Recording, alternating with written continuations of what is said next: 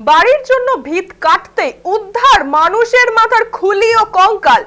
চাঞ্চল্যকর ঘটনাটি ঘটেছে উত্তর 24 পরগনার অশোকনগর থানার কল্যাণগড় বাজারের স্বামীজি সংঘ ক্লাবের কাছে। এই মুহূর্তে আমাদের সঙ্গে টেলিফোন লাইনে রয়েছে আমাদের প্রতিনিধি দেবকুমার রায়। দেবকুমার, কোথা থেকে আসলো এই নরকঙ্কাল, কি জানতে পারছো?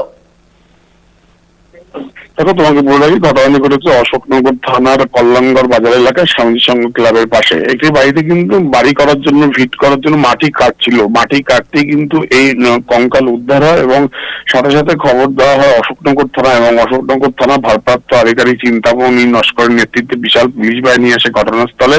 এবং কঙ্কালটি কোথা থেকে আসলো, কিভাবে আসলো, গোটা ঘটনা তদন্ত শুরু করেছে পুলিশ, এবং ফরেন্সিকও কিন্তু খবর দেওয়া হয়েছে, কারণ কঙ্কালটি কিভাবে আসলো এবং কতদিন আগেকার সম্পূর্ণ ঘটনা কিন্তু জানবার জন্যই কিন্তু পুলিশ চেষ্টা করছে।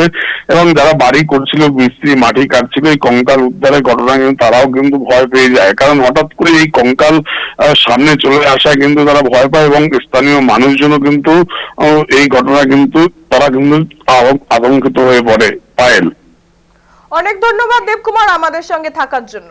যেমনটা আমাদের প্রতিনিধি আপনাদের জানালেন, বাড়ি তৈরির জন্য ভিত খোঁড়া হচ্ছিল, ঠিক সেই সময় উদ্ধার হয় বেশ কয়েকটি হাড়গোড় ও মানুষের মাথার খুলি। খবর পাওয়া মাত্র ঘটনাস্থলে আসে অশোকনগর থানার পুলিশ। ফরেনসিক পরীক্ষার উদ্দেশ্যে হাড়গোড়গুলিকে উদ্ধার করে পাঠানো হয়েছে।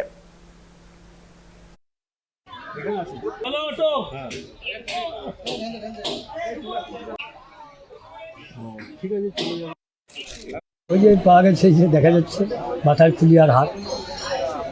কি ছিল এই জায়গায় আগে? এখানে বাড়ি ছিল। কার বাড়ি ছিল এখানে? এটা আমার কাকার বাড়ি। তো অনেক পুরো কাকার বাড়ি, কাকা তো নেই, কাকা নেই, কাকিমা নেই, আর কাকার মেয়ে বাড়ি বানাচ্ছে। এটা হচ্ছে কাকার 3 মেয়ে।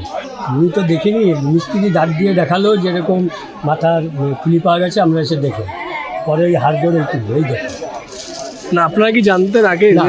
আমরা তো জন্ম এখানে, আমরা তো জানি না তো। অনেক নিচে পাওয়া গেছে মাটি। কি মনে হচ্ছে এটা অনেক পুরনো? পুরনোই তো মনে হচ্ছে না, এ তো দেখে মনে হচ্ছে অনেক বহুত বছরের পুরনো। সিপিএম প্রায় শেষের পথে, কিন্তু ইতিহাস তো কাউকে ক্ষমা করে না। এখন সেই কলঙ্কিত ইতিহাস, সিপিএম এর হারমাদদের সেই কলঙ্কিত ইতিহাস মাটির তলা থেকে আজকে জনসমক্ষে চলে আসছে। এই জন্য সিপিএম পার্টি আজকের দিনে দাঁড়িয়ে ভালো ভালো মিষ্টি মিষ্টি কথা বললে তো আর হবে না। তারা যখন রুলিং এ ছিল, তারা যখন শাসন ক্ষমতায় ছিল, তাদের যে কদর্য চেহারা, কঙ্কাল বেরিয়ে পড়ার মধ্যে দিয়ে কদর্য চেহারা বেরিয়ে পড়েছে সিপিএম এর। আমার তো মনে হয় এটা দেখাবার পরে সিপিএম এর নেতারা রাস্তা দিয়ে বেরোবেন না, না বেরোনো উচিত, যারা এদেরকে মদত দিতেন। আমিও তবুও জেলা পুলিশ সুপার, ওসি অশোকনগর, তাদেরকে অনুরোধ করব যে বিষয়টা সদার্থক তদন্ত হোক, যে ডেড বডিগুলো কাদের।